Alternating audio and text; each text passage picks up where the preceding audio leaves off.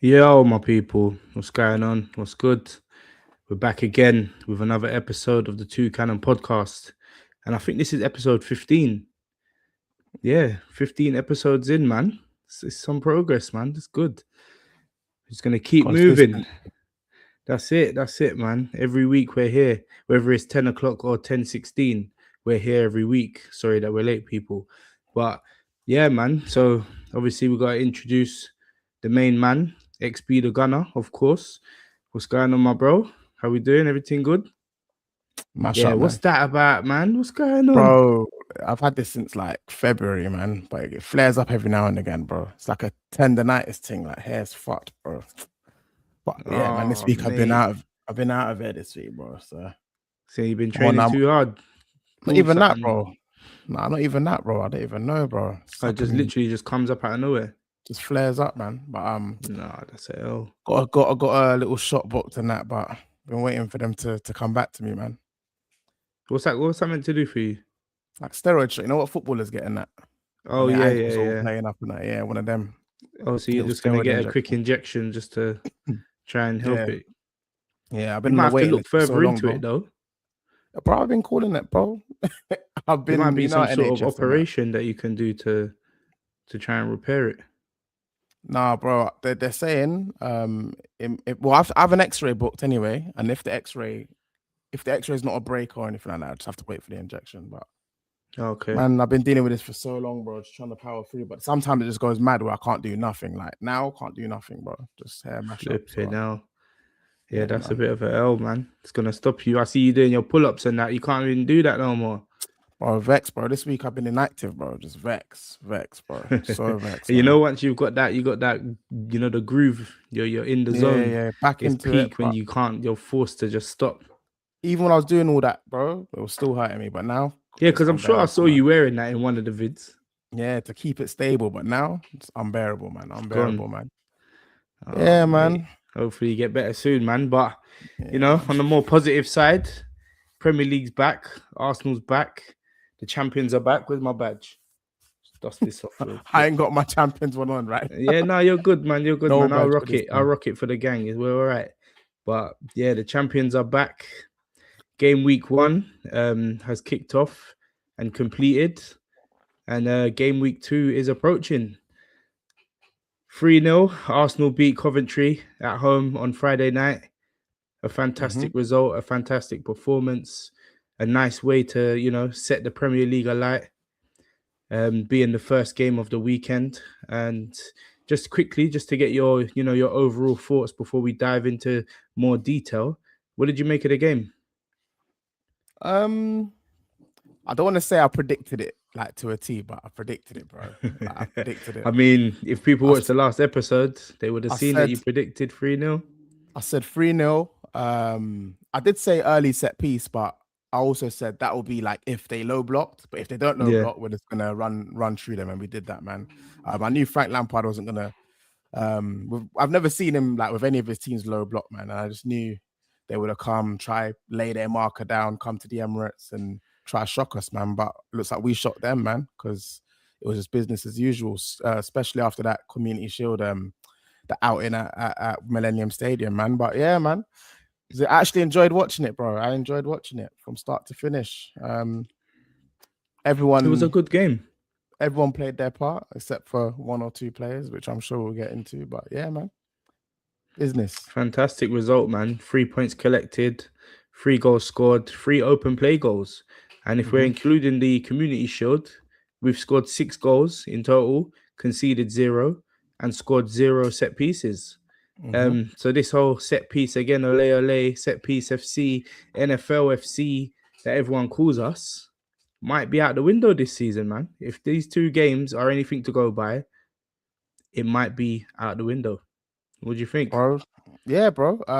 That set piece ole thing was just, I think, like Arteta knew certain players weren't up to it, like up to scratch. You know, Mm. Odegaard, Saka, who else as well that weren't really 100%.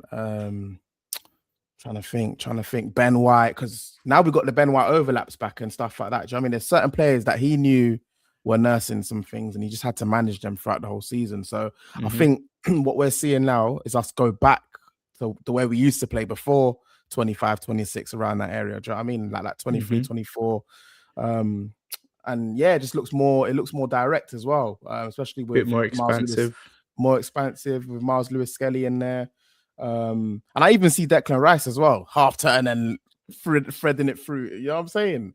Graham Souness is all talking crazy, saying he's a glorified centre back and that, bro. It looks like we're playing forward, man. And I keep going back to Odegaard. Even in the World Cup, I saw the little style, and the Dortmund game. That's when I first saw him playing more further up the pitch Yeah, and that playing on the 30-minute half. cameo it You know was what I'm good. saying? You know what I'm saying? So yeah, man, I think it's not really new. If you actually look back to how I don't know why we got this Harambe marker on our name, bro. If you look back to Arsenal and Arteta's previous teams, bro, we're just going back to what we know, man. Let's be real, it's recency bias, isn't it? Because Mm-hmm. I'd say like probably max the last 2 seasons, we did kind of adopt that approach a bit more. Um, he's obviously gone from being explosive, being chaotic, and scoring early doors. Getting teams out of the game before they even started the game. Do you remember like those like 22, 23, maybe even a bit of 23, 24? We used to win games in the tunnel, and Yeah, if it weren't one in the tunnel, it was one in the first 10 minutes because we were and scoring straight away and just shocking teams. mm-hmm. And then we came away from that because Arteta wanted to go with the more controlled style of football. And he had the belief that if we've got the ball, the opposition can't score. But Mm-hmm. obviously, we've got to obviously have the ball, keep the ball, and not make silly mistakes, which then allows easy counters. And that's where we went wrong a little bit over the last 2 seasons prior to us actually winning the league. Um, so yeah, it was a bit of a strange one, but it was nice now to see that things are slightly changing. I'd say we're kind of reverting back, like you said, to what we knew previously, playing that bit more expansive, and it looks like the shackles are off, man. Maybe for me, it was the pressure. I was gonna say Um, that. I was just gonna yeah. that was gonna be our next line. You know, like obviously we knew we knew how we can play attacking and expansive and stuff like that, but the results weren't coming, man. And I Hmm. truly believe, yeah, like um if we hadn't won anything last season, I think they allowed the Liverpool one because they could see, we were shot to bits, whatever. But we got the Hmm. signings in, like, the Zubamendi's come in now, Madway, Eze, who else come in? Hincapié, Mosquera. We got the players, the squad, so there was no excuse for any. Oh, we can't lift no trophies. So he had to kind of go and just be a bit more pragmatic and control it and make sure we get the trophy over the line. And now we've got Hmm. that sort of pressure off our backs, both the players, the team, everybody. Now Arteta can actually go forward and play his style of football, which we've seen before. And I think now we get to see it properly as well because we got better players than we did before as well. Yeah, and if you So yeah. listen to, I can't remember who the interview was with, but he's done it before with the same guy. You have to forgive me because I can't remember his name, but he done an interview recently, and they started it with, so now you begin the defense of your title, and he said no, attack of our Yeah, we're title. attacking the Like, title. so we're attacking the title. Even those little lines, he's quite a wordsmith. He's smart, and when Yeah. he talks, and he says things in riddles and stuff like that, quite a lot of the time throughout the seasons. But yeah, that line opening is kind of like the opening line to the season. Mm-hmm. That sounded very refreshing, as a fan, to hear him say no, not defending, we're going to attack the Yeah. title. And Just let it just everyone made me know. feel straight away that something has shifted, and he's not gonna adopt this low block approach, this haram football. Like, he's gonna go for it and try and win games like via attacking and scoring and etc etc. So yeah, if that is what we're gonna see this season, I think we're gonna have a lovely season to watch, man. It's gonna Bro, be exciting, fun. It's gonna be expansive, as we said many a times. It's gonna be good football, isn't it? like two things on that. Like we've got to remember, everyone's just getting onto Arteta and they want to zoom in on David Moyes. He's a pet disciple, and he's La Masia, Like we were Yeah, forgetting he's La yeah. Masia, bro. And he's learnt Um, under Wenger. Wenger. Johan Cruyff. That was the whole blueprint of Barcelona back in the day. Do you know what I mean? Come on, man. So you can't expect him to just like be happy with, it's just business, in it. We just had to get it over the line. We got it over the line, man. And yeah, man, I think where he is now, you can see he's even speaking with a bit more confidence. Interviews is more bright, bro. He's the new man. Like, he's the new Pep. He can do what he can do and say what he wants at the moment, because there's no one on paper that should give Is him at his give level. up. He's at his level. He's on that brink of being elite. If he does some bits these next few years, but he's next up. He's next up. So I think yeah, if he man. retains the title or wins the Champions League, then you have to put him in the next bracket. Yeah, let's have it right, bro, as well. If he was available on the market, bro, man like Barcelona, man like Real Madrid, they just got Mourinho. Man City, I don't know, man. even. Any top Man City wanted him. It wasn't even supposed to be Maresca. That was supposed to be his pathway. He would anyhow. He got fired from Arsenal. He got sacked by Arsenal. He would have definitely been at Man City, bro. Do you know what I mean? And 100%. bro, there's no team in the world that I don't think he can go to and also make a difference as well, man. He's a top manager. I just want him to win the stuff here first, and then, do you know what I mean? You can go off. But yeah, the only manager I don't think he replaces is Enrique. Yeah, at the moment, I think Enrique is the best manager in the world. And I think, I mean, don't get me wrong. If Enrique left PSG and Arteta went to PSG, I think he'd do well. But I just don't think he's on that level yet. Yeah, I mean, he's longest serving, isn't it, Enrique? Well, exactly. So he's done it. He's done it all over the gaff. So but Arteta's only 6 years into his actual managerial career, and to have, I know people rubbish the FA Cup, but to have the FA Cup under his belt and the Premier League, and if you want to include the Community Shields, then you can add those in as well. But yeah, he's on his way to that bracket, man, for sure. What were you gonna say? You was gonna say something? No, I was gonna say I was agreeing, bro. I was gonna say back to the game. You even spoke about the game, bro. We'll get into that. We'll get into that. But another thing that I wanted to quickly brush on, you were saying you saw Declan Rice playing the ball forward in that game. I saw a stat that he made 18 line-breaking passes. 18. I didn't see the 18, but cool. Neither did I. When I saw the stat, I was like, I saw about 3, and I did see a few reverse one. Like, I saw the one into Odegaard.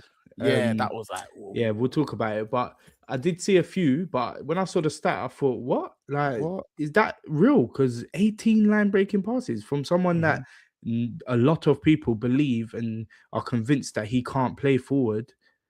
It's quite good. I like about Rice as well? Like, bro, this guy will, like, he's still learning. It's weird, bro. Like, at his age, he keeps developing his game, bro. Like, he will listen to the critics. He will listen to what people have to say, and he'll be like, all right, cool. You think I can't? Yeah, then I'll just show you, bro. Bit of a sponge, isn't it? Yeah, that's good, bro. At his age as well. And I'm seeing him take 30-yard shots now, bro. I'm thinking, what? Yeah. Well, like, we know I remember when shoot, I saw that, I thought, wow, he's licking shots now. That's what we've been asking from him. But that might be like everything I'm seeing now. I just think tactically, previously, Arteta just said, listen, just keep the ball. Like, I know you want to shoot, you want to do, but just keep the ball. Do not lose. Stay solid. But now I'm seeing the players express themselves now, man. And they're champions, man. If you can't express yourself now, then when can you at the end of the day? So hopefully this is what we see. And obviously we've got way tougher tests to come. Coventry have just been promoted. They ain't expected to come in to the Premier League and take Arsenal by surprise by any means. But they can still be a challenge, as we've seen with other teams. Man United. Sorry, I've got a bit of a cough. Big up Rory still. Yeah, big up Rory, man. Big up. But we've got tougher tests to come, namely Aston Villa next. And people might say that's not really a tough test given that they lost 4-0 to Brighton. But yeah, we've got plenty of games to come throughout this season, man. And let's just get into the game. So yeah, as we said, Arsenal win 3-0, beating Coventry at home on Friday night. First goal was scored by, was it Kai Havertz? Kai Havertz, yeah. made by Calafiori with the Calafiori, assist. but let's say Zolis. I don't But care. It was you Zolis. know, It was Zolis, bro. I It was was coming to Christos Messi. Sorry, Christos God, Zolis. Um, that, bro. Bro, um, Zolis right now. But go on, bro. talk Go. about it, man. No, talk about it, man. Talk about it. Talk about I it. So the know. first I know. goal, opening goal, Zolis Yeah, has a man. lot to do. He's got a lot to do. I'm trying to remember I'm trying to remember it. Yeah, because he got the ball and and then he's like he's taking it he's wide, yeah, but he's been doubled up on, I think. And then Calafiori sort of like he's ghosted into some he space. ghosted into He's space, and passed it then into Calafiori. Calafiori does a little pirouette, spin, and looks up, sees Havertz in the middle, fizzes it into Havertz. First and time Havertz on the bottom, left, bottom yeah, right corner. good goal, man. Great goal, good goal. 15 minutes in, I want to say it was about Yeah, it was 15 15 minutes minutes. in. 15 minutes. But, It was a bro, that fantastic goal, man. But what did you make of it? Opening 15 minutes, we was kind of controlled, keeping the ball, not showing too much, but you could see straight away any chance we got to go forward. That's what we were trying to do, with everyone: Skelly, Rice, yeah, Odegaard, we're just winning it high, Zolis. bro. Winning it high, bro. And then do you know what I like about Zolis as well? Yeah, he doesn't just stick to the left, bro. I see him helping out Saka on the right wing. Bro, interchanging. He's good, man. He's good. But yeah, Zolis, yeah, like I've been talking about him pre-season. I've been impressed. But when you get the new toy in the this guy. Yeah. But this guy, bro, he's serious, I ain't backing down, bro. He's serious, man. And like people are talking about Trossard, yeah. In my opinion, I think he's better than Trossard, bro. And you got Big up BBK. and big up Trossard for everything he done for us and that. And I love Trossard, innit? But you really got so far what I'm seeing, you really got a deep like this Zolis guy, yeah. The output from like last season. All right, we know Belgium league in all of Europe. What 40 GA or 60 in More all 50, 51. 50 in all But he did also do it in the Champions League as well. ended it in Not the to the same Champions League, extent, but he did. Yeah, he did get goals and assists in the Champions League as well. This guy's efficient, bro. Like Trossard, yeah. He used to get the ball, yeah. That's what I remember from him. He used to get the ball, Cruyff turn, try take it on his right, and then he might shoot, or he created things in it. But this Zolis guy is so intelligent, bro. Like he'll take it wide, he'll look to beat his man, look up, he's passing. Sometimes I'm thinking, oh, you should shoot though. Like he might take a few, but I'm seeing him get shots off, and I think those will come, bro. But he's just intelligent. He works hard. The tracking back, bro. We make fun of Arteta's right wing, right backs and that, yeah, the right wing backs, whatever. Bro, he tracks back. He's responsible, and he's fast as well, bro. He's not fast, but he's not fast, but yeah, he's got a bit of pace bro. about him. He's pacey, bro. He's pacey. So yeah, man, big up Zolis, man, and yeah, he's efficient. And to be honest, I've been saying this whole time, love. I could just see it just being Zolis to sign in it. Like, obviously, we know Martinelli's on the way out. It's pretty much nearly done, which I'm sure we're gonna get into in more detail. We will. But I won't be surprised if Zolis is the main man, bro. And it's mad for me to say, bro, but I won't be surprised if he's the main man. We'll save that. We'll save that because I'm gonna ask you a question later, regarding the whole transfer window. But sticking to the game, so yeah, second goal comes from Zolis again, picking up the ball on the left-hand side, and he's so comfortable left foot or right foot, that he manages to look up and sees that a pass is on through the middle, fizzes it on his left foot across the box, keeper spills it, and it drops nicely to Bukayo Saka, who just taps it home. Again, we've just been full of praise of Christos Zolis for the last 5 or 10 minutes, and it just doesn't stop there, does it? He's literally been involved in everything, especially in that game. He pissed me off though, because you know what? They gave the assist on FPL, but all I needed was Zolis to get an assist, bro. And me too, bro. Like £390 up, bro. But me too, bro. Yeah, man. Even that, bro. Like just to not even to find Saka, because actually, you know what? I think he intended to like. He certainly didn't try to shoot, so I think he's just put it into areas where it's dangerous. I've seen players do that though, yeah, like our previous wingers, and just putting it in and hoping that someone gets on the end of it. But this man's actually looking up and he's aimed for Saka or aimed for whoever was in the middle, Kai Havertz. I don't even know who was there, but he put it in an area where someone's someone bound to can get get it in. onto the end Do of you know it. what I mean? And whether the keeper got to it or not, it's Saka scoring that. Do you know what I mean? Yeah, because if the Whereas keeper didn't get to it, Saka would have got to it anyway. So exactly where I'm it just seeing made it a man bit just looking easier, I down. guess. Usually I'm seeing our wingers look left and right, by the way, not Saka though. Saka's very intelligent though, but our other wingers, they're just looking down and just crossing it in and hoping someone gets on the end of it, like some dumb little you know what I mean, them little Yeah, soft yeah. crosses or them idiot low balls and that, bro, or just dribbling it to the touchline and not looking up. But this guy always takes his time to look up, bro. And yeah, another good goal. Or a good goal in all tap-ins at the end of the day, but created by Zolis, bro. It's just smooth, efficient, and Yeah, man, that's yeah, a bro. good goal, man. Yeah, I know it's a Good tap goal, in, man. but people would have said that about Gyökeres. Gyökeres scored a few good goals last season, but 90% of his goals were tap ins. But those are the ones that you need, innit?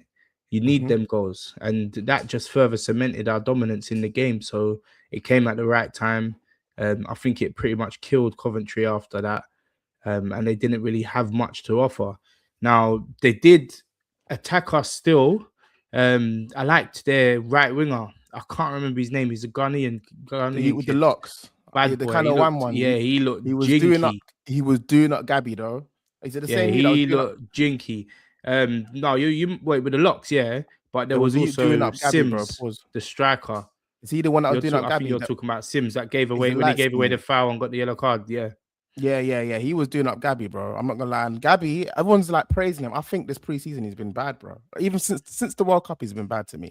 Not like bad, but to his standards. I mean, to his level, yeah. I'm seeing a bit of clumsy stuff happening, man. Or I don't know if he's I think he's tired still or got to shake off the cobwebs, man. He's still, yeah, man. he's probably still just trying to get back to that full fitness. Mm-hmm. But I haven't seen enough to think that he's been bad.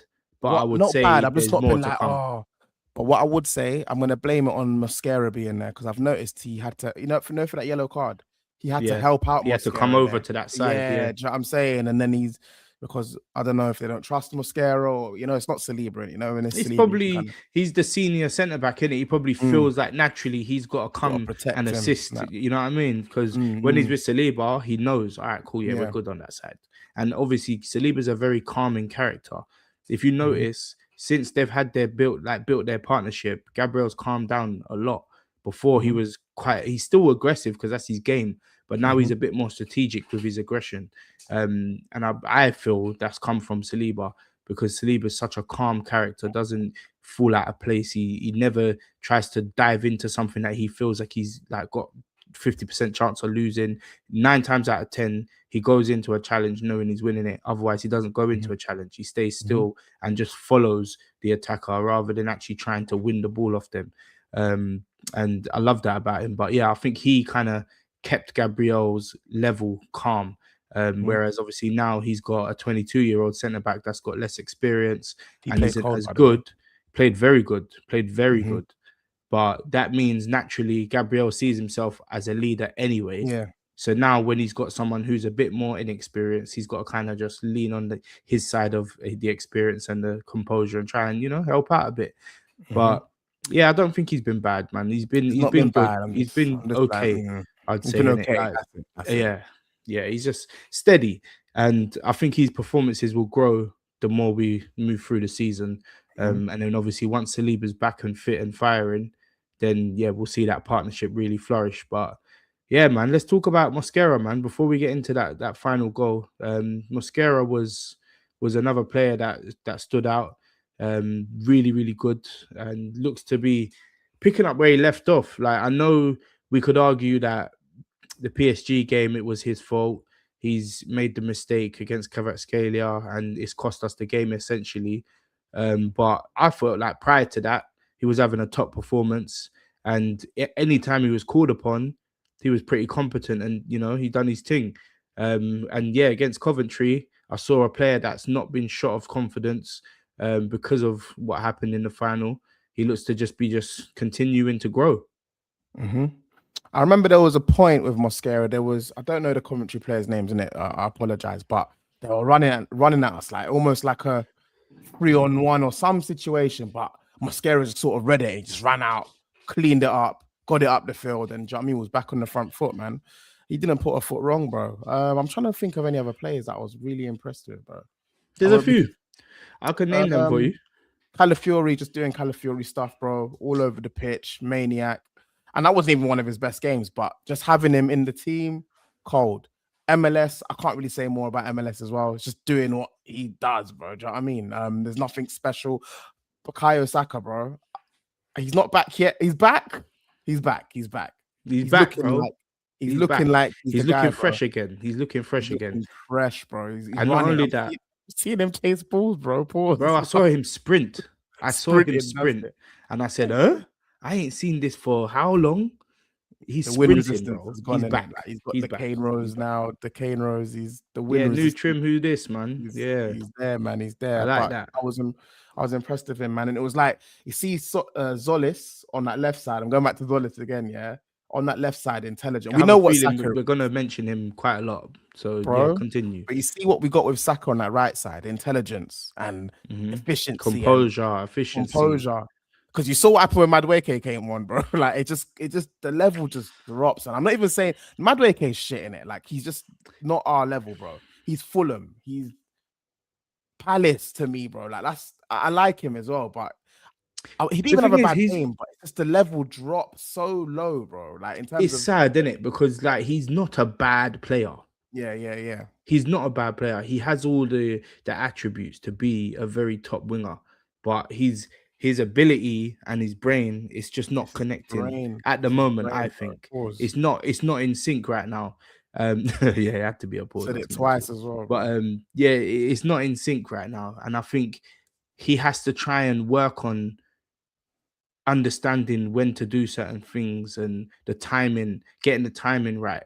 Like, because bro, you can beat anyone. You can beat any fullback. I'm convinced of that. He's got the pace. He's got the trickery. He's strong. He's sorry. Yeah, Paz is going mad. Yeah, I, my bad, man. My bad. We're not connected. Yeah, it's crazy, but he you know what I meant. Anyway, we're gonna move on from that. But yeah, he's got all the fundamentals to be a good winger, but it's just not in sync right now. And I hope for his sake and for our sake that develops over the season. But yeah, go on. What you gonna say? I want to know what all those videos are about, bro. Man's there, got the hat on, practicing. What I'm hoping to be the end product, bro. The shooting, but you know what I mean. People are even dissing him in those videos, saying he's practicing, he's strengthening his weak foot. These times he's on his strongest foot.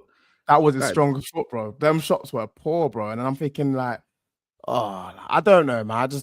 He's not bad, bro, but it's just a drop off from Saka to him, and plus we paid 50 million for my man, bro. Like that's what makes it so bad, bro. Man. But what I was gonna say with Saka, bro, like you see the efficiency that we get on that right side with Saka when obviously he's fit. We're getting that with Zolis as well, and I think this season them two are gonna. I just think it's gonna be crazy, man. And we even spoke about it's working so far. It looks like it's working so far, man. I'm gonna let you speak about. No, go on, bro. Go on, bro. Shout out Paz the creator, man. If you ain't following Paz, you need to follow him right now. Make sure you like and subscribe. Watch all his content. We're here trying to big him up, man. But yeah, you're right. It is time to give up, man. But for now, he's our player, man. So I'm gonna lose money on him, bro. That's what's gonna annoy me, bro. Shit business, bro. But yeah, it's crazy. But I'll let you talk about Martin, innit? Because remember before we have to talk about the Captain O, the player that I guessed and I predicted would be man of the match, turned out to be man of the match, and he was a star performer yet again, man. That's what now. The 30 minutes against Dortmund, 85 minutes against City, and however minutes, I think he got about 80 something minutes again against Coventry. And he looks to just be back to himself now, man. The Odegaard that we've seen for the last 18 months to 2 years was he was a shadow of the Odegaard that we saw previous to that. And this season, I know we've got a small sample size. I know we've just played Coventry and they're no one.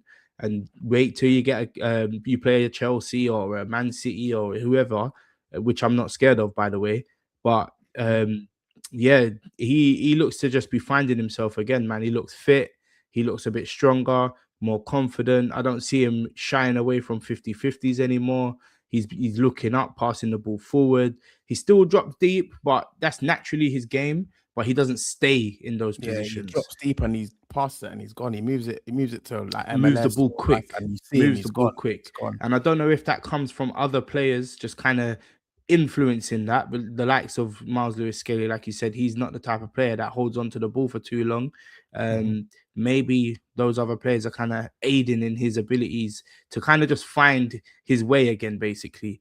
But yeah, he looks like he's flourishing now. He's back to He's getting into himself. the box again, bro. He's like, he got a goal. He's getting into the box.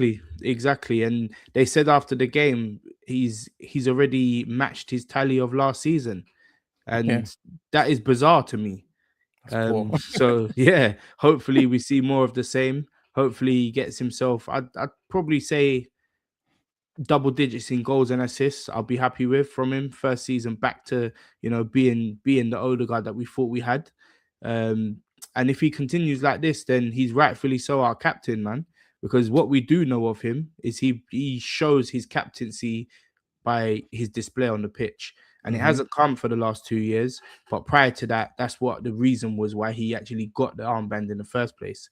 So if he continues in this way, then yeah, man, big him up. And I think it's only going to benefit us. No, I'm with you, bro. I'm with you. Yeah, like Martin, like I said, he's just getting in the box. He's scoring, bro. He's passing forward. He's moving. The movement of the ball, by the way, from everybody. It wasn't even just Martin, bro. Like it was just, he weren't static. Normally with a static kind of one man's running and everyone just keeping that shape. I'm seeing bare movement off the ball, bro. It was exciting, bro. It was exciting, man. But you know who no one's talking about? Kai, bro. Kai Just Havertz, before we man. get into Kai, we will Oh, get into let's Kai, but I just want to okay. mention that because of what you said. Yeah, I see Ola Aina did a little interview. I want to say it was with Harry Pinero, but he done an interview and they were asking him like, "Who's the hardest team to play against?" And he said that's Arsenal. old, yeah. That when I remember that. Yeah, it was. I think it was an old interview anyway. But yeah, and he's saying like, bruv, like they move the ball constantly. Like they might keep the ball for long periods, but the way that players are interchanging and the ball's just constantly shifting, it's hard to concentrate. He's like, whereas with City kind of sit off you a little bit and play the ball, pass it left, right, and keep it out wide, and then bring it back in, and they just take their time to build up. Whereas with Arsenal, it feels like it's a little bit more like in your face kind of thing. And they were showing, I don't know if that was an old clip, but they were showing the game against Coventry the other day as well in the background. And they were showing the patterns and how people are just constantly moving. And you got Zolis coming from the left, like you said, over to the right and helping out with Saka and Odegaard and trying to find a link or trying to find space for someone to play a ball into. And it's hard to manage, basically. And yeah, man, I'm proud to be an Arsenal fan right now. I'll be so real with you, and I'm sure the same for you and everybody else. We just look like a team that, we know we're champions. We know we're trying to go again, and I think we've got that swagger and that confidence back, and people are going to find it hard to stop us. But yeah, so third goal comes in, as we've said, Odegaard. Who was it that actually played it across to him? Guess. Christos. Yeah, bro. And that was messed as well, bro. Because I'm thinking like, bro, how do you see that pass? But I'm not seeing Trossard do that. Actually, no, you know what? Let me give the man a bit of praise, innit? Yeah, please, because you're dissing up my guy, Leo. I'm not dissing him, you get but me? I'm just saying, don't forget guy, about you get me? Don't. This Solis guy in 3 games. And prayers to him as well, by the way, because he got injured, I think, in his game. But yeah, hopefully he's all good. I heard he got banged in his face, bro. He did, yeah. I heard all the Arsenal man ran that you off of X and that, man. Yeah, we'll talk about Julian. Yeah. Hey, that's coming, man. Stay tuned, man. We're just gonna finally wrap up on this opening game, and then we're gonna get into the transfers, man. Don't watch that, man. But yeah, go on. Sorry. Oh, let me just read this. Yeah. Read it out, man. Give Tamina the respect. My name is Tamina Ahmed. It's my first time watching your show. Can you give me a shout? I like and subscribe to your channel. What is your friend name and channel, please? And what's your name, please? Tamina. Tamina. It's all here. It's at the top of the comments, but yeah, my channel, No Chaser NWA, and obviously XB's channel is XB the Gunner. So yeah, make sure you subscribe and love for locking in. Yeah. Yeah, man. Where were we, man? Big Smoke says here, Madueke definitely got offered to a Saudi club and they probably laughed at us. It wouldn't surprise me, Big Smoke, man. It wouldn't surprise me, man. But Wait, I but doubt he who did laughed get at us? offered. Who He's saying laughed at like us? the Saudi laughed at us as if to say we don't want you, we don't want him. I still But don't yeah, get it. man.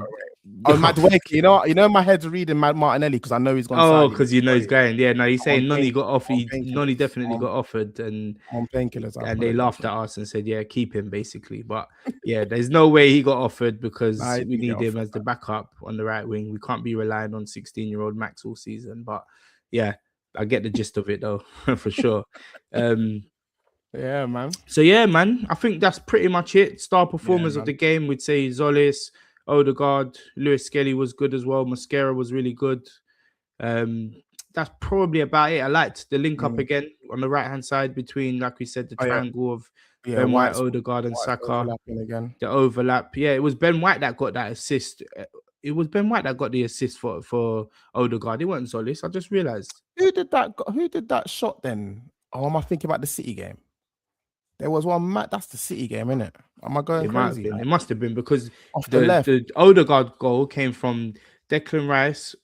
He did the he fizzed it into Odegaard. Odegaard's carried the ball forward. So he's seen Saka, passed it into Saka. Saka's held up the ball, waiting for White to overlap, and then slipped it into Ben White, pause, and then bundly. Ben White, yeah, exactly. And then he's just kind of scuffed it on his right Yeah, foot.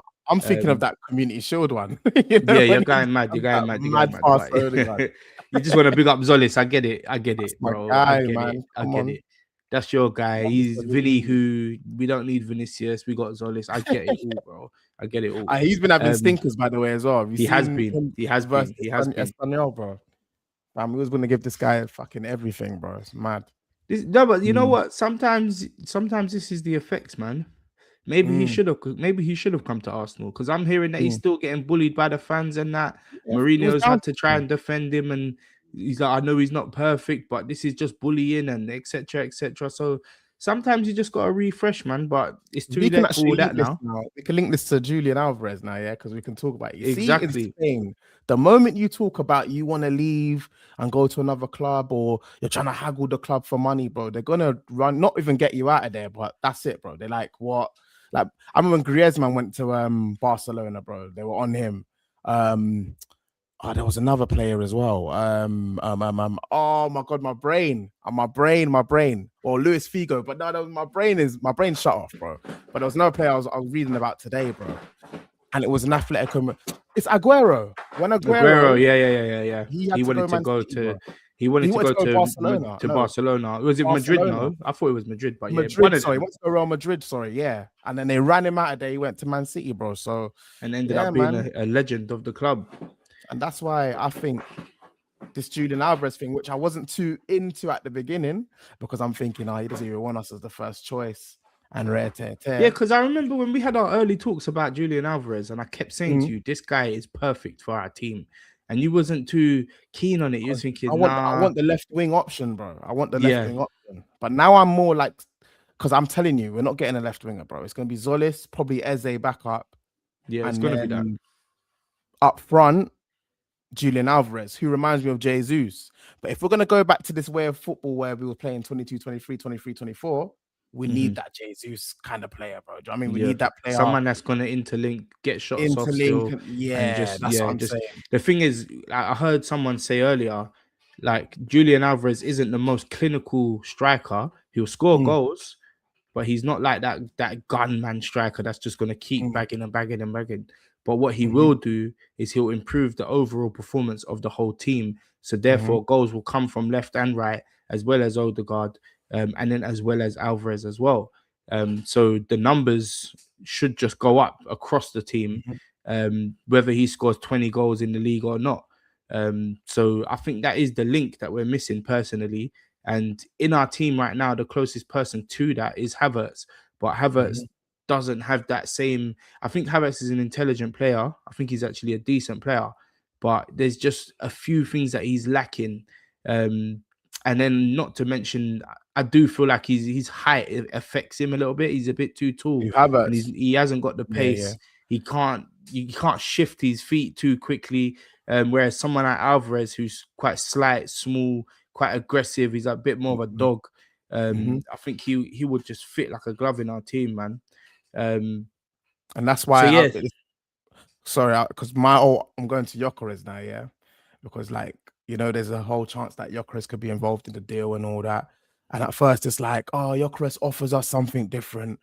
We know what Gyökeres is, isn't it? But he offers us something different. But now, if we're gonna play this way, and that's the way we're gonna play it, I'd rather bring Alvarez in so it just supports the system. Fuck all the unpredictability. Oh, we're gonna be doing this week, so we need Gyökeres, and then this week we're gonna be doing this, so we need Kai. But if we're gonna dominate and play our way, then I'll put Alvarez in, bro, and then you could have Kai and Alvarez playing a similar role, bro, and obviously Alvarez will be the starter, bro. But yeah, man, it's that the deals won me over. But to be fair, since the Vinny situation, I've not been too invested in the deal. I know you're on X watching. Tell me what's been going on. I don't know what's been going on. That's what I was coming with next, bro. I was gonna forward with that. Let's just read out Fabrizio's tweet here because he's got a fair bit to say, I guess. Wait, it's just today, yeah? Like he said. Yeah, this was earlier today. Yeah, I remember when he violated us the other day, and he's like, Arsenal. He's an idiot though, man. Like, I'll be honest, like I don't really respect him after that Vinny stuff, but at the same time, I can't really blame him because if I'm being real, I've always felt like Vinicius wasn't going to come to Arsenal. But he violated us always with going to Alvarez thing, bro. He violated us with Alvarez, bro. Remember, saying like, what?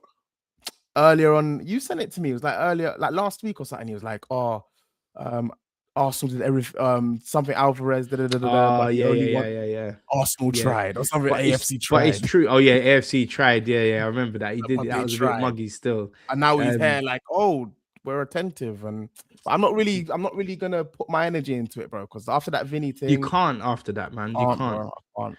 But let's just read it anyway. We've got to talk about the news. So yeah, Fabrizio Romano says here, Arsenal remain attentive to Julian Alvarez's situation, and internal feeling is they can reach an agreement with Atletico on the fee. But Arsenal will only bid if Julian decides to open doors to the move. His stance will be the key factor. So far, Julian only wanted Barcelona. So they're further reiterating the fact that he only wants to join Barcelona, and that's his preference. But we know firsthand that Atletico are just not willing to do business with Barcelona. They've taken Barcelona to, what was it, a tribunal or something like that, to court or something, with the way that they tried to approach the player and unsettle him, etc., etc.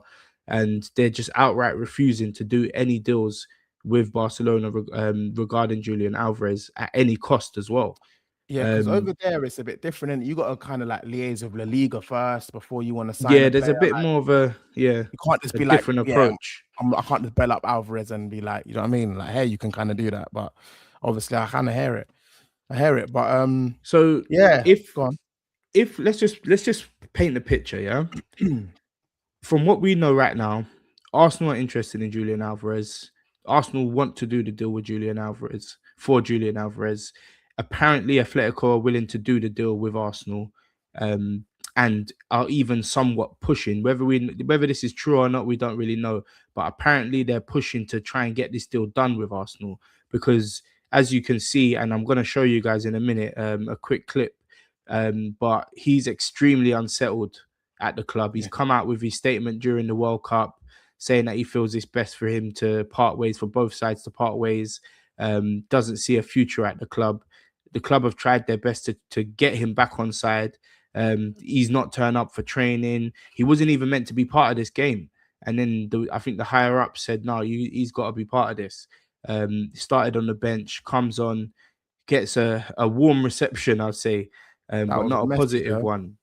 And it was just, you could see, like, there was, when he was on the bench, he didn't want to look up. He can feel the slander, the hate, the anger from the fans, and he was just shying away from it all. And it looks to be affecting him, man. It's a bit mad that they done that though, isn't it? Like the club, like that's how dirty they are. Like, yeah, you're gonna play. We're showing you who you. But the thing is, though, it's mad. Don't get me wrong. I fully get it, yeah. And it is everything they've done is slimy because he said he's not training. They've forced him to come in and train and play. He's training by himself. Then he's named in the team after he wasn't supposed to. Then they bring him off the bench. and then so they've made him sit in that atmosphere for all that time, and then come off the bench and try and find his head on the pitch, and then they've made him come off the pitch at the end of the game instead of actually being part of his team. The lap honor kind of thing. Yeah, exactly. And let me yeah. show you. Can you not see this? Yeah, I'm just gonna play this really quick. Let me turn the audio off quick. Yeah, take audio though. We don't wanna get no strikes on this YouTube thing. You get me? But we'll show you like this clip here because this looks like a man that is dejected. And whoever this is, I don't know who this gentleman is that's speaking to him. Man. Yeah, he's advising him to go off the pitch. Clearly, they would have definitely pelted him with bare things, bro. He would have got pig's head. I would say banana. That was a star player. Look at this. This was a star player for you last season. Now, I would admit he has kind of done this. He's brought this upon himself because that statement halfway through the World Cup saying that he wants out and he needs the club to basically give him what he wants. And he's only 2 years into his career at Atletico Madrid. I swear he just signed a 5-year, bro. Like it's a 5-year. It looks, I can't remember, but it doesn't look good. So this is a club that's invested a lot of money into you and tried to get you, you know what I mean, give you what you wanted. You've got out of City where you were second fiddle to be the main man at this club. And as soon as you get the opportunity, you want to cut. So yeah, man, but that's the clip. I know I've left it on repeat for a bit. But yeah, man. So it's poor, man. It's poor on both sides, I would say. But the question I want to ask is, right, so we know Arsenal want him, Atletico want to get him out. He wants Barcelona, though. It looks like Atletico are not going to do no work with no deals with Barcelona. So it's giving me Mudryk. His options are Arsenal or stay. Just like Mudryk was Chelsea or stay. What does he do? And what do you think he should do in this situation? And then I'm going to ask you something else straight off the back of that. So just tell me, what do you think he should do? Like non-biased, I think he should just leave, bro. Like he should forget Barca, come to Arsenal 1 season or 2, because you know they're getting onto his family now. It's not even just him. They're using his wife. But I'll just leave, man. I'll leave. New challenge. I don't see how he rebuilds his trust there, man. Like maybe after a few years, you can go to Barcelona or whatever when the opportunity arises. But yeah, just come here, man. Just bake off for a bit, bro. I don't know how true these things are, but I see stuff like apparently there's visa issues with his family, which is one of the reasons why he doesn't want to return back to England. Maybe if that is true, maybe he feels like he's gonna be kind of, you know, like on his own. And won't have his loved ones around him as much as he can have them now. So maybe that's a factor, but we don't know what's true and what's not true at the minute. But the next thing I want to ask is, and I'll give my thoughts as well off the back of yours, but we're saying he should just leave and join Arsenal, yeah? I agree. I think the same. Do you want a player that's not invested in your club, your project, your current situation, because he wants Barcelona? Also, take into account the fact that he looks shot. Like he looks like he's completely lost his confidence. He's lost all will to fight and give it his all. Now that can quickly change. He can come into a side that's Premier League champions and starting on a high, winning 3-0 against Coventry. Hopefully we can beat Aston Villa on Monday, etc., etc. Maybe that just revitalizes him and gets him going. But just the bottom line is, do you want a player that's not invested in actually coming to your club? Or do you feel like the highest of high is Barcelona and Real Madrid at the end of the day, right? Anyone's going to pick Real Madrid and Barcelona over any club in the world. So do you just give them that respect and say, oh, look, I don't blame him for wanting to go Barcelona, and I can understand why he would choose Barcelona and give his word and give his all to Barcelona until the end. But if he changes his mind later, then I'm cool with it. How do you analyze this? What do you think? Because I'm a bit confused, bro. Like, I don't know. I love the player. He's cold. He's my striker. I've been saying this for ages, but I'm feeling like, do I really want someone that's not invested? That's been my argument with myself for so long, yeah. But I don't know, man. I don't know, bro. Like I have you played FIFA 18? I know you have Ultimate Team, but you FIFA 18. We're on FC 26, 18. big man. No, but you know Alex Hunter. Do you remember Alex Hunter? Yeah, of course I do. Yeah, I never So played with him, but yeah, I get it. I there did was a start it. storyline, yeah. There's a storyline. So you play for I picked him to play for Arsenal, yeah. Yeah. He plays for Arsenal, but then one of his brethren played for Real Madrid, and on pre-season or something, they took a picture of him using the Real Madrid shirt. So when you're playing with him, they're booing you off the picture, that innit? And then all his agent was a dickhead agent, innit? Basically trying to get him to go Real Madrid. Anyway, the deal collapsed, it fell through. He ends up at LA Galaxy and had to rebuild his career. And in the end, he goes to Real Madrid. I'm just looking at it like he ain't got many options, bro. Like he hasn't got many options, bro. He can stay at Atletico Madrid because obviously the country and try to rebuild with the fans and all that. But I just don't. I don't know if he can mend it, bro. It's too soon. Unless he sits out for months and months on end. I don't know, bro. But that's no good for any player anyway. Exactly, bro. Because then you lose your value. You lose your. Do you know what I mean? You just lose your whole aura. You're going to lose momentum. There's going to be so much that changes. You're better off coming to Arsenal, yeah. Being the star striker, starting man in an already winning team. Maybe push us to that next level. Get us the Champions League, and then. Because I'm not looking at him like he's going to be a long-term legend. I'm saying we get like 2, maybe 3. How old is he now? What? 20, I think he's 26. 26, get 2 years maybe out of him, maybe 3. He would have value as well if he's successful. But then again, the outlay on him is quite high as well. So it's a big risk. It's a big risk. But if we have that outlay, we spend, let's just say they're saying it's 130 million roughly, yeah? Plus his wages or whatever, which will be high. And he performs, surely we sell him for at least the same amount, if not potentially more. It's got to be a short-term thing with him then, like, because I don't want him to, like, 2 years now you've come in and now you're thinking, oh, I'm bored now, I want to go Barcelona or whatever the situation is. Do you know what I mean? Also, a lot changes. Like he's looking at England from the Manchester perspective. Manchester's freezing cold. He's second fiddle to Haaland, never getting into the side really. Gets his odd opportunities here and there, etc., etc. Whereas at Arsenal, you're in the heart of London, where it's way different. The vibe's different. Everything's just different, and you're gonna be the main man. Like we're gonna build around Vinny you all over again, bro. It does, doesn't it? About Vinny, bro. It does, doesn't it? The selling points are there, though. It's true. But the selling points are there. With Vinny, it's a bit different because he's declared his love for the club that he's already at. Whereas with Alvarez, he's declaring his love and his desire to join a club that he can't join, according to reports. So, you know what I mean? It's a bit different. If Real Madrid were just like outright, nope, we're not going to renew, we're not going to do this, then Vinny goes to Arsenal. We're not going to give you what you want. In the end, they fold, they give him what he wants. I don't know that Atletico are going to fold and give him what he wants and let him go to Barcelona. But at the same time, Barcelona ain't done no business in that striker department. They've let Ferran Torres go. Lewandowski's left. So they're going to need someone.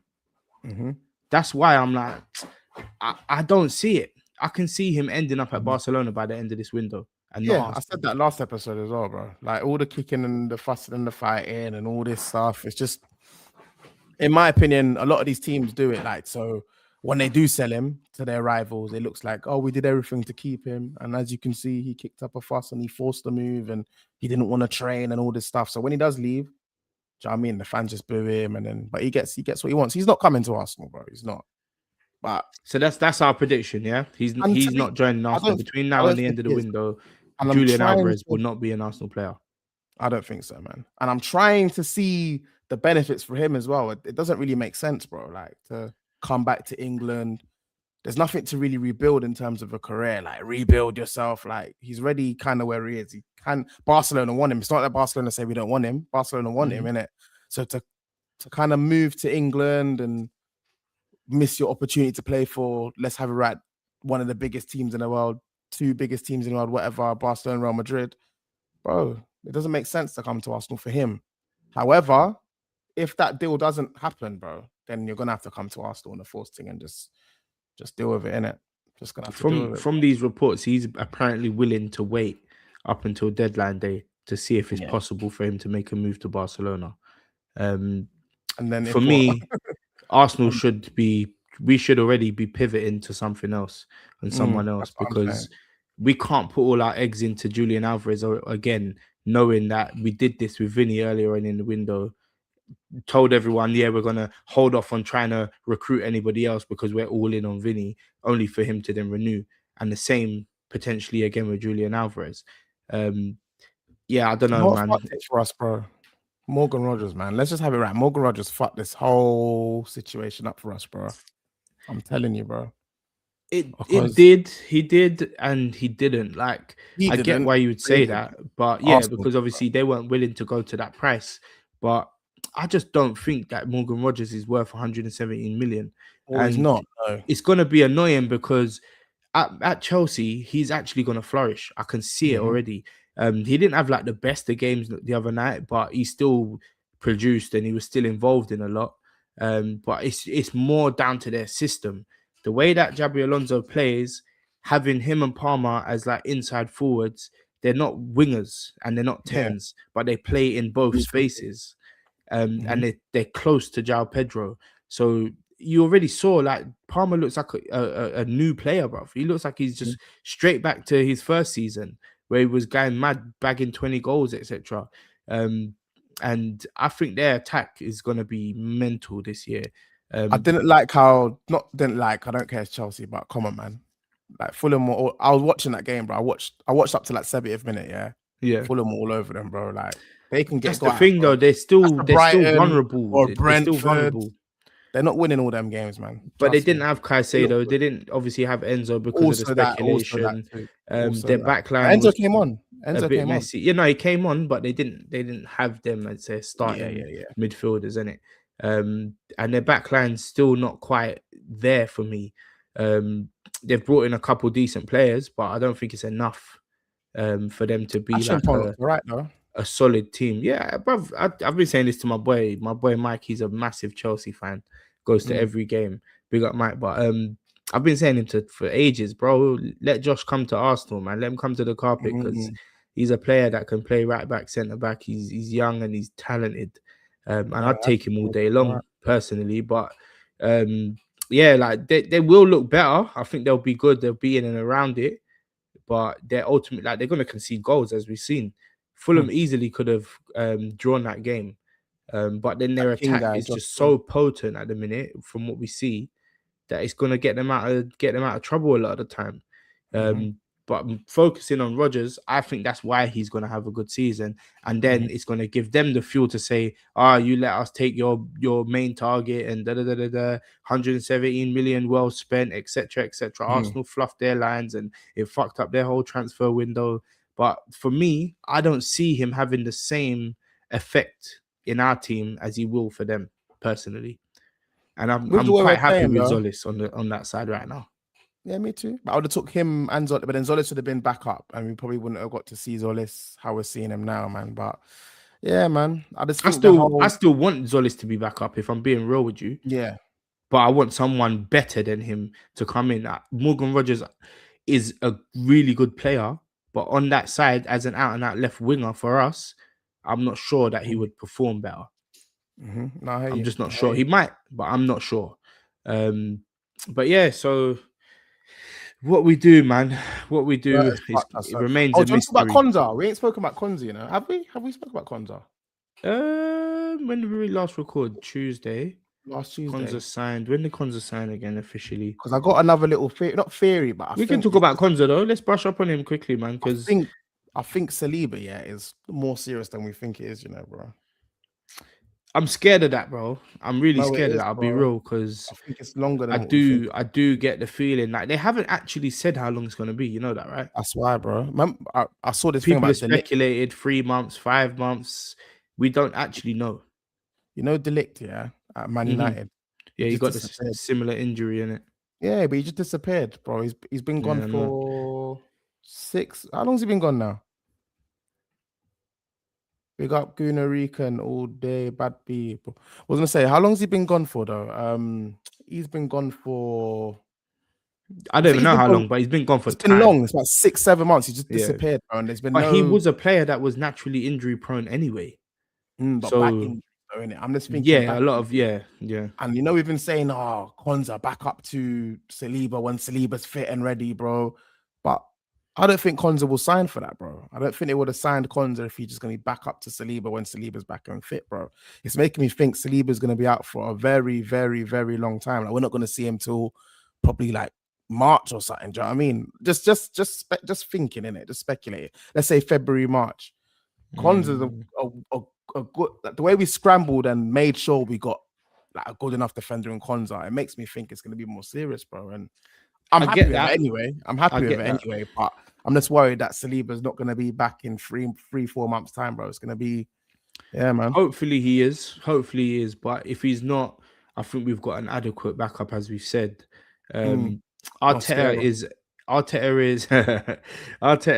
a maniac when it comes to defenders, and yeah, he's not going to allow that.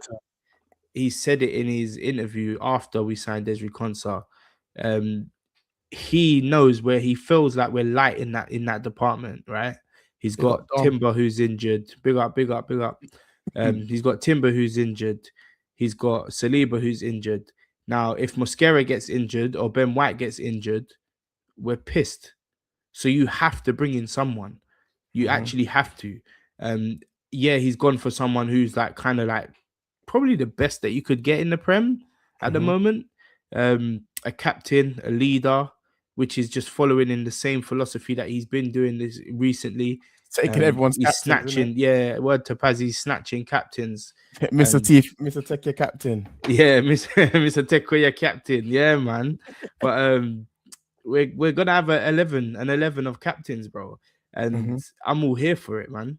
But me too, man. If what I want is I want Saliba to come back 100% fit, firing and ready.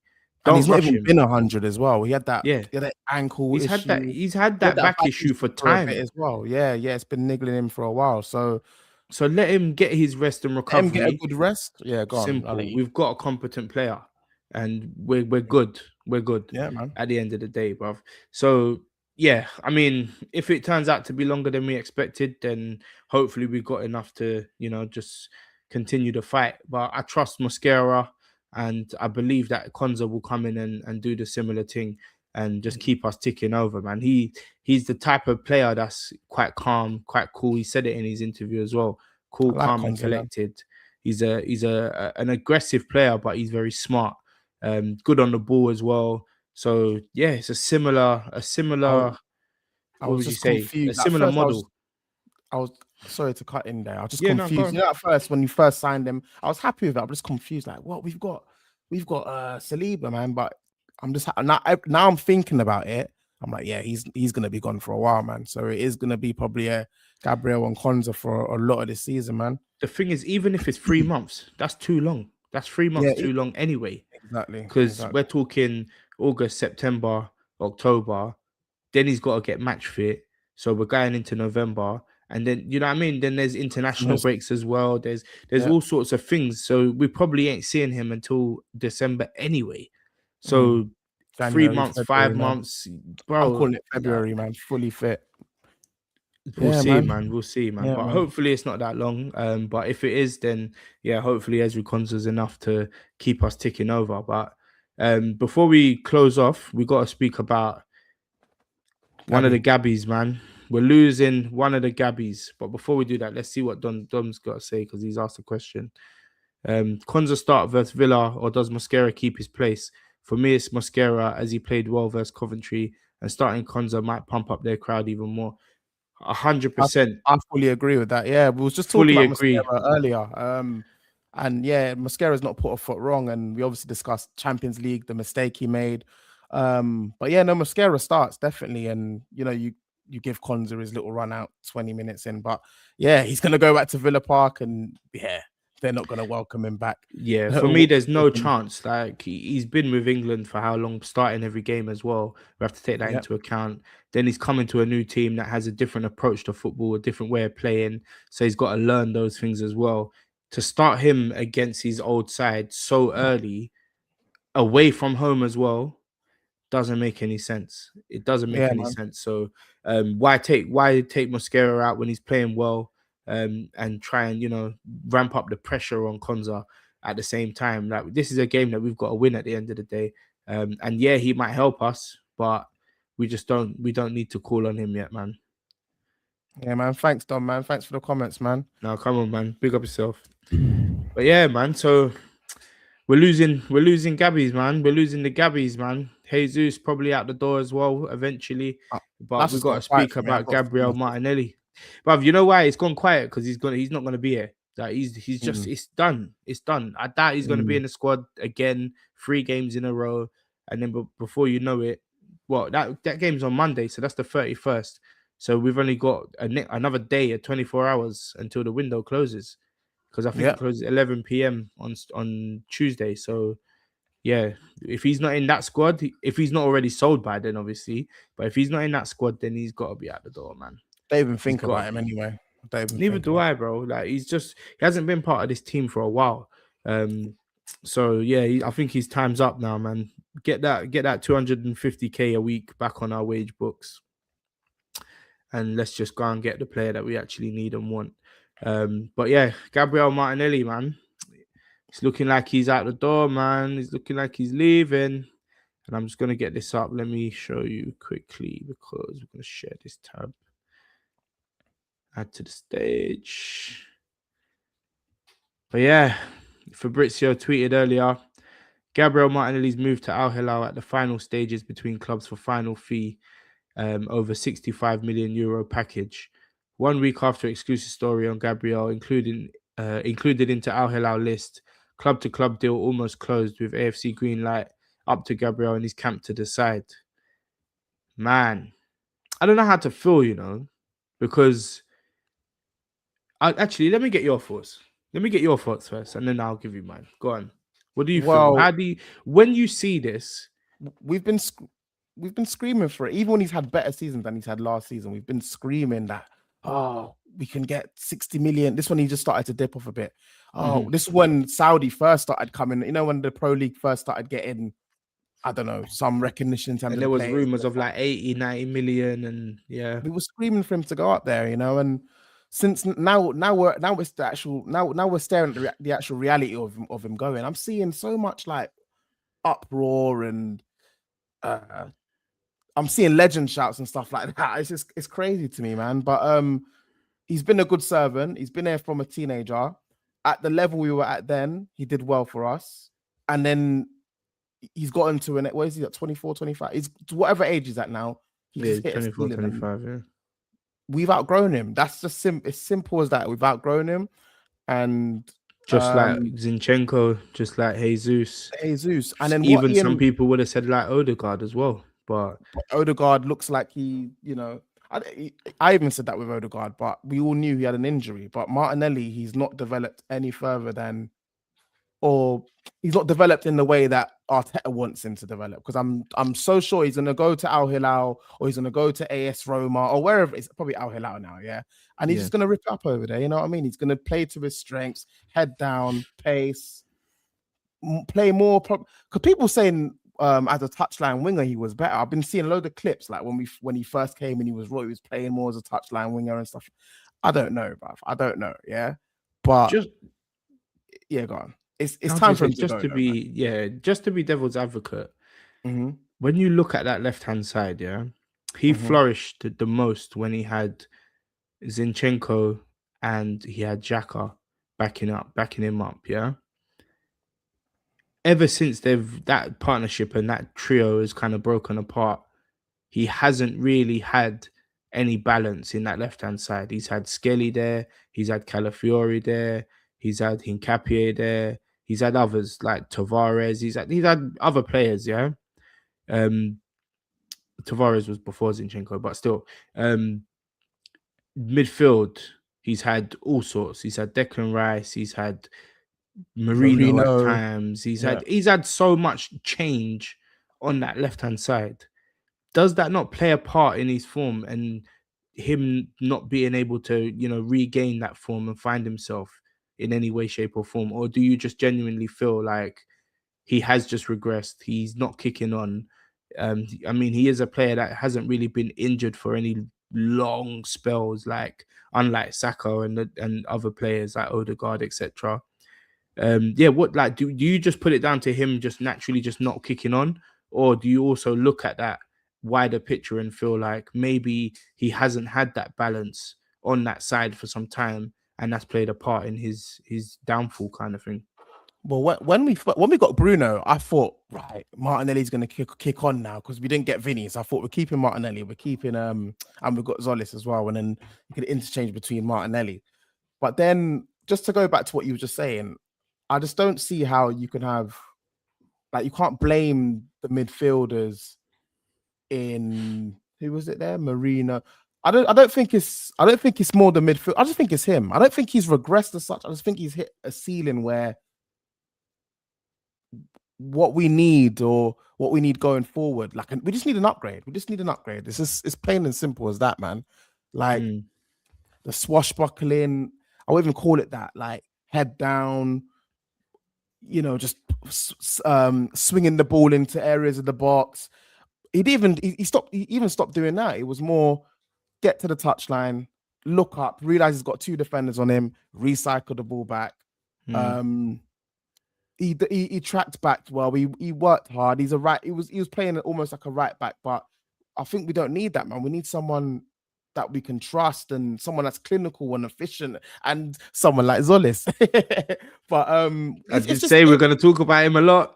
I can make so many excuses as to why it didn't work out, but I just think he just needs to go, man. Like, Emil Smith Rowe had to go, bro. Gabby was here for too long, in my opinion, man.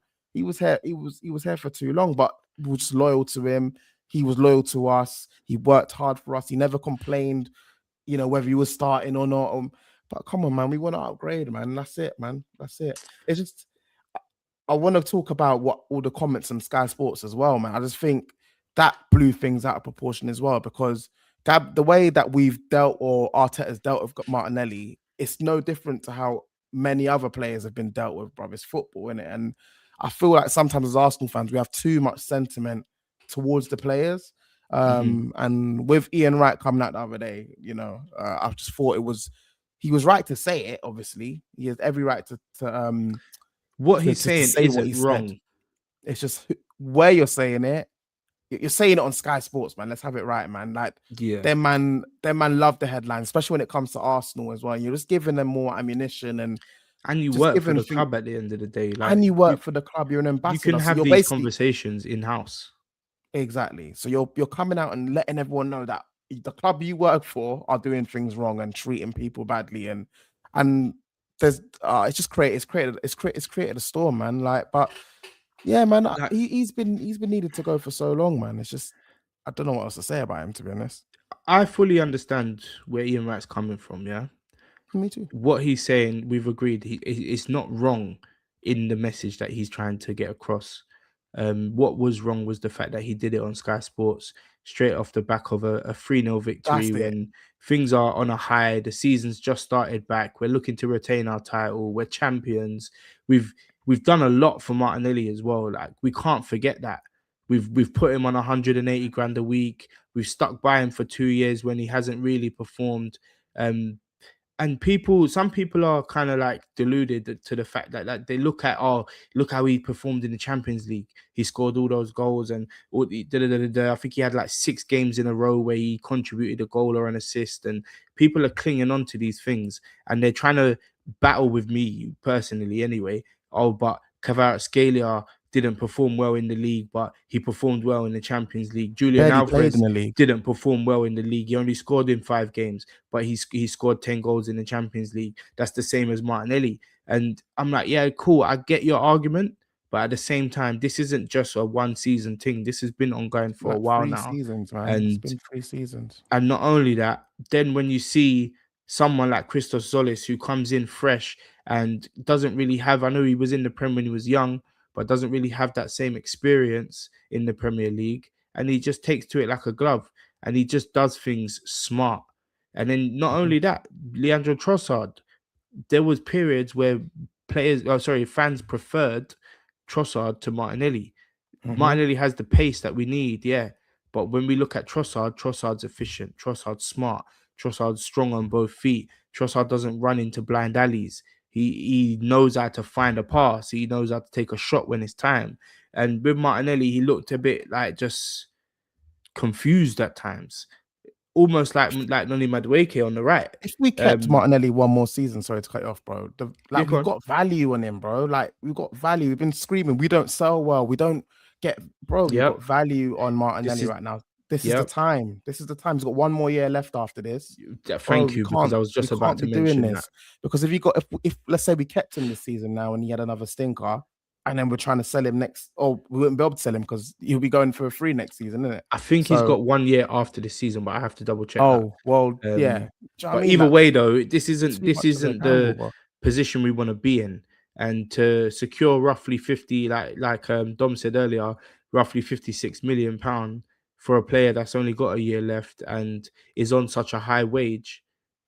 What's Edu doing, by the way? We have a 20%. They have a 20% sell-on clause to Ituano, by the way, bro. Yeah, Edu, I don't know what you were playing. You were playing at there, man. But he's Brazilian, and he's probably just looking out for his people. Then, yeah, he's probably his village somewhere. He grew up. You know, like what's his name? What is his name again? The young you that came? The Brazilian winger, the right winger. Oh, not Maresca, Marquinhos. Yeah. We could have got him for free, and Edu said, "No, I'm going to give you this 3 million to help you out. Even though I know I can take him for free, I'm going to pay you the 3 mil." So he's definitely just looking out for his people. Then he's just thrown in that sell-on clause and said, "Yeah, it's calm, no worries."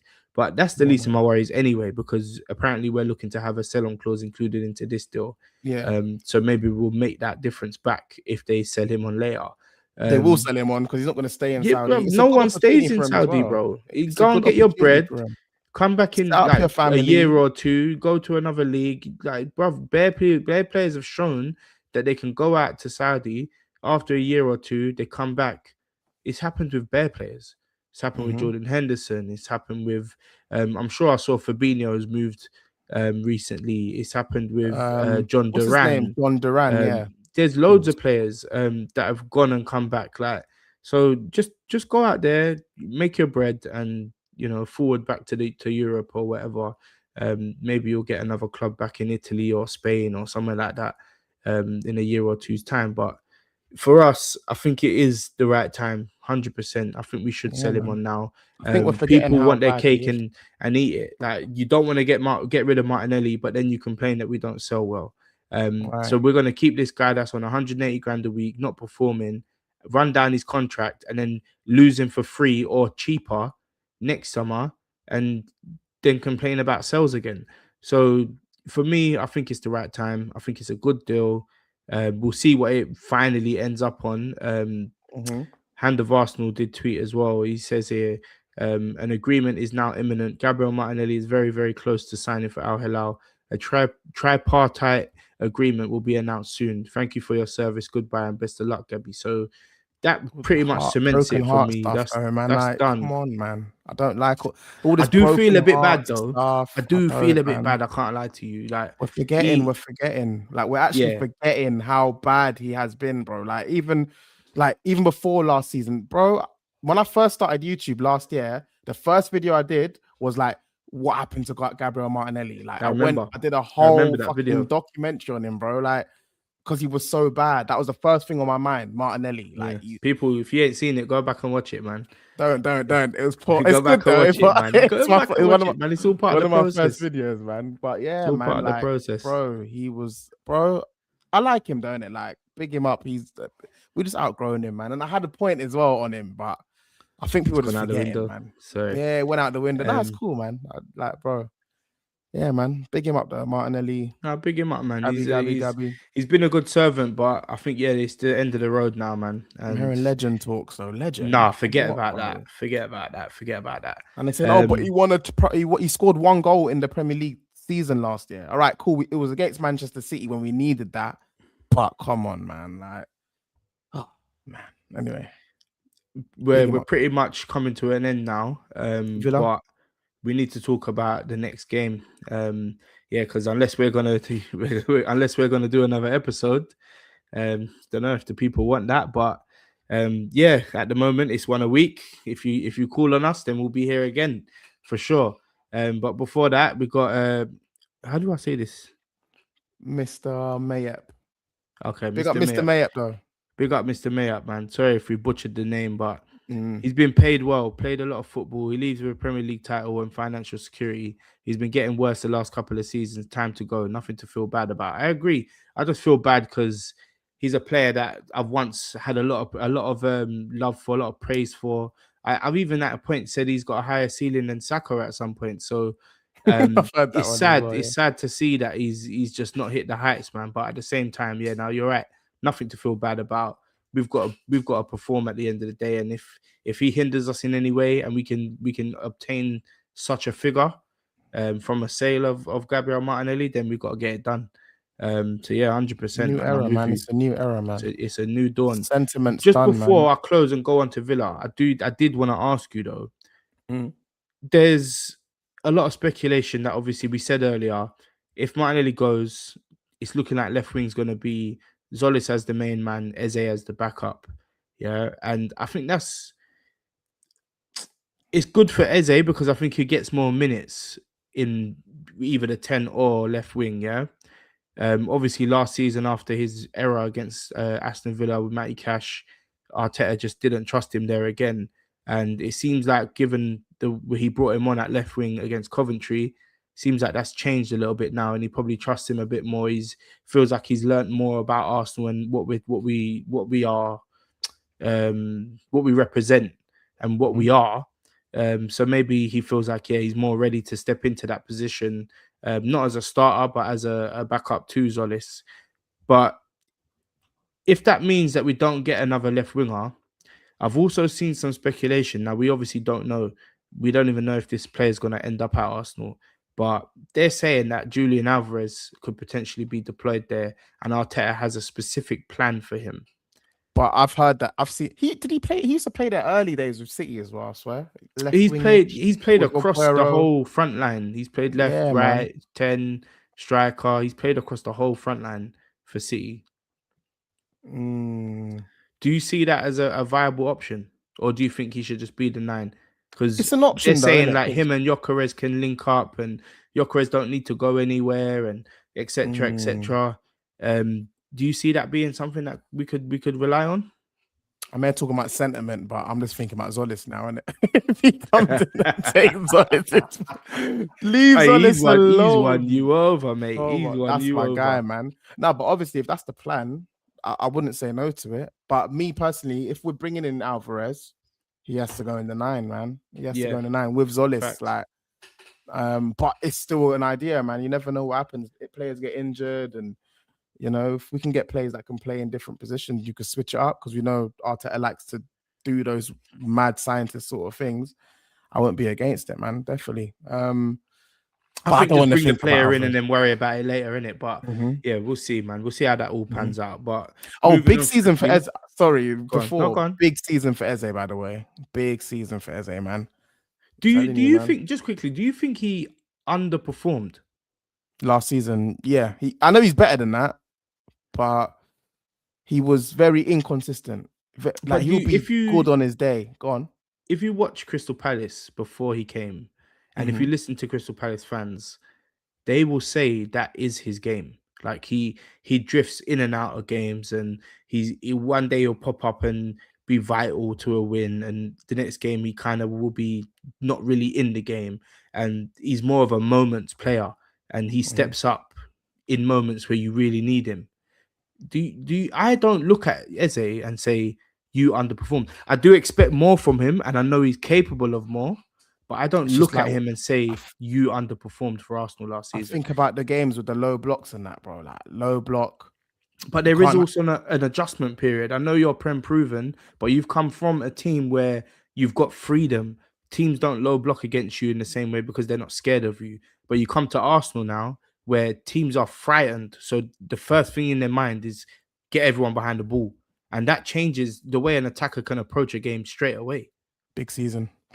Big season. No, right, I love Eze, man. I know why you're. I know that's my guy, man. So I have to. Yeah, that's my guy. No, but I love Eze. I'm not getting on. I will fight to the hill, bro. Don't Big mind. season for him, man. Big season for him, man. I like Eze though, man. Like I want him to do well, but you can't be back up to Zolis. Like, yo, no, man. I want to see you. Do you know what I mean? I want to see you. I even wanted to see him in front of Odegaard, but Odegaard just come back and he's come on, man. Yeah, Like no one gets in ahead of Odegaard right now. And crazy, man. to It's be honest, no crazy. one gets in ahead of Zolis either. So, but that's the joy of having a deep squad and a top quality side. Mm-hmm. Keep everyone hungry, man. Mm-hmm. Hopefully Arteta manages everyone a bit better this year and, you know, gives everyone fair minutes to keep them fit, keep them fresh, keep them fighting and not losing their will to impress throughout the season. Well, yeah, the midfield especially, and we've got the players to do it now with Bruno. Exactly. You know, we've got Zubi, Marino, Havertz. We've got so many players in midfield now. I don't want to see, you know, Rice getting burnt out towards the end and Zubamendi wants to cry, and I don't want to see that, man. But that's a big not challenge. That's just something I want to see also from Arteta, bro. I was talking about it with Dom, if he's still in the chat, bro. We were talking about it on Rory's pod the other day. That's the big challenge for Arteta this season, whether he can manage these players, manage the squad better, and just because there's no reason that Marino should be burnt out, Rice should be burnt out, and yeah, man. Is there any international tournaments this year? Nations League or something like that? It's going to. I think there's Nations League every year, no? But yeah, it's crazy. Yeah, I'm not sure about any major tournaments. I don't know if there's AFCON. I'm not sure. I'm not too sure. We'll have to check that. I'm just thinking because, like, you know, Rice had all those minutes and he's gone straight into England set up, and then yeah, man, I just want our players to have. Bruv, like I'm even seeing Ousmane Dembele. They put out a statement earlier saying that he's gonna have a rest period, and this is one of their main men, and they're just like, yeah, go on, just chill out. And that's the kind of approach that we need to take. But obviously, in their league, it's a bit easier for them because they are the superior team. You could argue Arsenal are the superior team right now, but obviously, this league's way more competitive. You can lose to anyone, as Manchester United showed us against Hull. Our second team can get top 4. Yeah. No, I don't say that with maximum confidence, but but when I look at the second string side, it's better than man's first team. So, right, yeah man. Villa. Anyway, yeah, let's move on, man, because we got to close. So Arsenal, Aston Villa, also I should say officially Aston Villa versus Arsenal because we're away from home. Monday Night Football. We would have had a 9-day break between Coventry and Aston Villa. How do you see this one shaping up? It's likely that apparently we'll have Bruno back fit.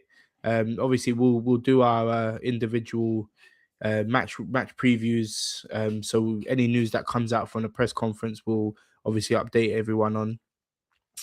But just off the bat, Arsenal started fast, started hard. Pause. Aston Villa seemed to be a bit of a mess. We've taken their main centre back. What do you think? How do you see this one panning out? I think we dust them as well, you know. I'm looking at their squad now, yeah. Because that's what I like to do. Emi's not in goal, but they got that Suzuki, the Japanese keeper. Matty Cash, he plays good against us, I'm not gonna lie. But Victor Lindelof, I saw that last game. I think he's got an own goal. Yeah, poor. 32 years of age. Tyrone Mings. But do they even play it? Pau Torres is good though. Pau Torres is good. Cool. And I think they'll play Pau Torres.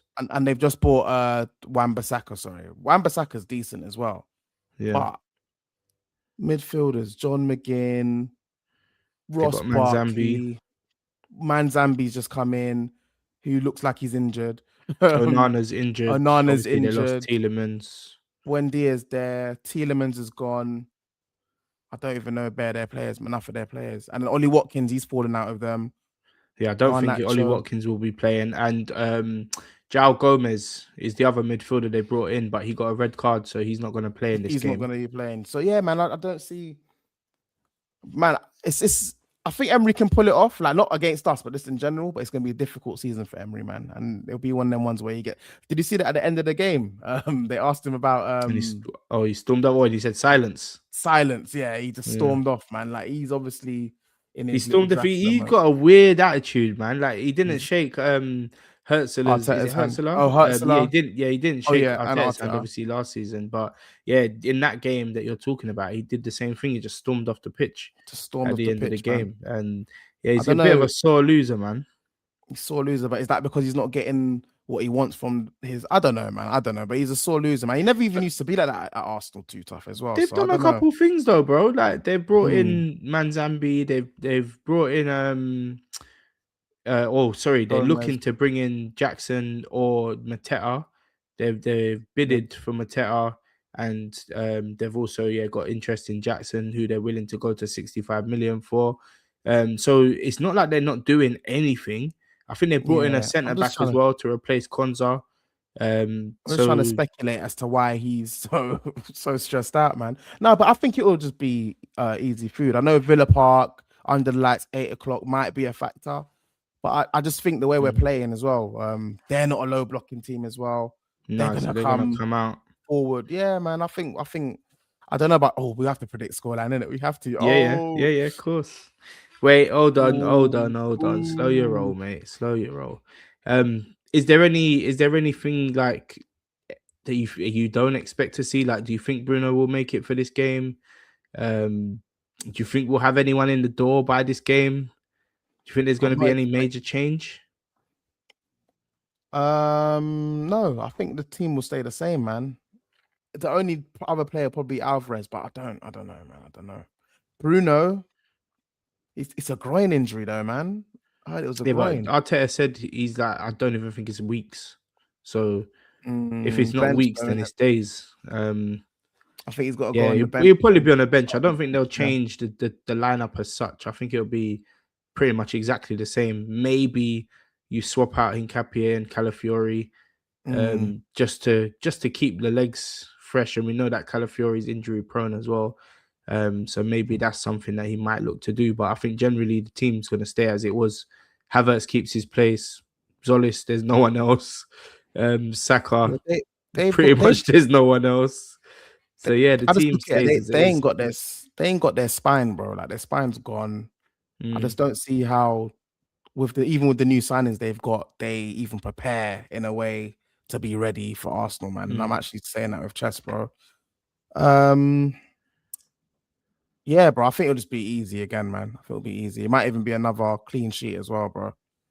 Okay. So yeah. Predictions. How do you get 7? Everyone. How do you get 7, brother? You must have been drunk when we spoke about this because I know you was out on the weekend. Yeah, we spoke about the point system and we established that what we're gonna do, and this is for everyone that's left in the chat, for a result. So that's a win, loss, or draw. If you guess the result correct, you get 2 points. For a correct score, so like you said, 3-0 last week, you get 3 points. And for a man of the match, given that it's the hardest one to predict, in my opinion, you take home 5 points per man of the match. Right? So I got 2 points for the result, being that Arsenal will win. And I even established this. I see. I even said it in the voice note. But 2 points for the result, 5 points for the man of the match. So that gives me 7 points. And you get 2 points for the result, 3 points for the correct score, which puts you on 5 points. So that's the current makeup. And people, we're going to be predicting this every week. We're only going to do you want to include like cup matches and Champions League and that as well, or just do Prem? Because we can include them. I'm thinking. No, we do every game, man. We do everything, innit? Just do everything. So yeah, I'm currently. Does that mean we're gonna have to have a midweek show then? If we had like a FA Cup? Yeah, well, we probably are gonna have to, because once the games ramp up a bit, there's gonna be a lot more that needs to be spoken about midweek, etc. So we're gonna probably ramp it up to about two shows a week. Yeah, so we'll have to update everyone. We might have to shift things slightly, and do like a weekend show and a midweek show, but we'll work it out based on how the games fall into place, and then go from there, innit? But if anything, because I'm just thinking, like, if we've got a game on a Wednesday and we record on Tuesday, we're going to predict the Wednesday game, but then we're going to need to return Oh yeah, Friday to do the for the weekend one as weekend. well. Yeah, that's the Yeah, thing. so we'll work it out anyway. Well, whatever works best, then we'll sort it out. So yeah, I'm currently in the lead with 7 points. XB's in second place. Obviously, it's just the two of us with 5 points. Now we're gonna predict Aston Villa away Monday, the 31st of August, 8 o'clock kickoff, I believe it is. So who's going first, me or you? You can go first. Okay, cool. Arsenal, Aston Villa. I'm going with 2-0 again. I said 2-0 last week. Probably underestimated the club, the team. But I'm going 2-0 again. It's away from home. I do feel like there's a chance Villa could score, but given their circumstances, they've got no Ollie Watkins, they've lost Tielemans, they've lost Rodgers, they've got no Onana. As you said earlier, their spine's completely dismantled. So for that reason, I'm not sure I see them getting a goal against us, but I don't see us going rampant again. So I'm going to say 2-0. And man of the match this week, I'm going to go with... Ooh. Man of the match, I'm going with Bukayo Saka. Oh, it's literally everything you said there. I've got to change it now. Everything you said there was literally. I mean, you can predict the same as me, but obviously it's not going to have any effect on points. But it's early doors. It's up to you. You go with what you think. Yeah, I'm gonna go. I'm trying to see if they can score, but I just can't see it, bro. Do you know? I'm gonna go. I'm gonna go 3-0, man. 3-0 again. 3-0. Gonna go 3-0 again. I'm gonna go Bukayo as well. I think I'm gonna go Bukayo. Cool. So 3-0 Bukayo Saka. Let me make sure I get this down because we need to keep a record of these things. All right, so Arsenal 2-0. Who's Bukayo up against? Is it Wan-Bissaka? Well, it's either him. No, he's going to be the left back, innit? So I don't know who is their left back at the minute. It's either Matson or Garcia. Is he good? Wait, is he going to play Wan-Bissaka there? Wait, yeah, because it's right wing against left back, innit? Yeah.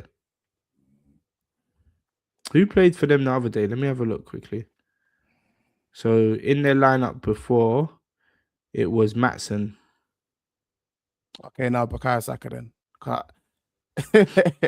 Wan-Bissaka clamps Wan-Bissaka clamps Bukayo, man. Yeah, but Wan-Bissaka generally plays the right back, innit? So I don't. Yeah, I don't know. I don't know. I don't see them playing him left back, but you just never know, I suppose. No, he won't be left. It might actually be a smart move. A bit like when we used to play Tomiyasu out there to shut off Salah. Just for Salah. Remember that? Yeah, bro. Oh yeah, we're playing Liverpool. Put up.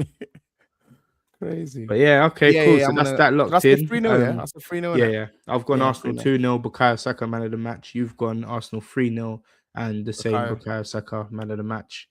So that is our predictions, and obviously we'll update the table based on the results. So we'll let you guys know how it all goes, man. But yeah, so that's pretty much everything. Episode 15 rounded off. Is there anything that I've missed? Anything that you want to mention before we close? Nope. No? Cool. Now we covered everything. That's that then, innit? Big up to everyone that's locked in. Appreciate you all every time. Please make sure you hit the like button on the way out. Subscribe to both channels, myself, No Chaser NWA, and XB the Gunner.